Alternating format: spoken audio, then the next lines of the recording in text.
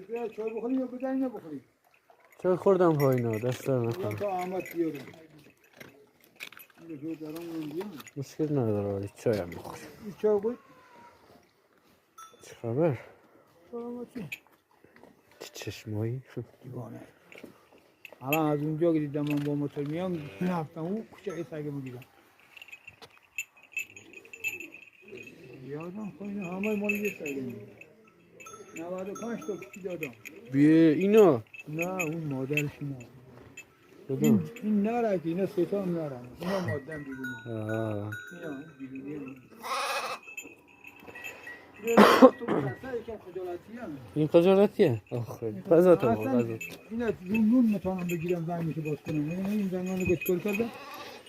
این بود مادرش نفتی. اینا اینجا نون ریختم. اونا. یا دل 95 تا الی 100 تا داده حالا ایول کارش درسته. اون سال فقط 20 تا داده 15 تا این یا که پایینی الان احمد بگیرم اینه 5 سال پیش دادم بهش یه لوانی دادم دیگه باید نستم این 2 تا بوده یکی که طلاقا خوردن یکی این بدون چشم طلاقا نترسن بخورن کور اول میدونه کورن آه بیابان جایی بوده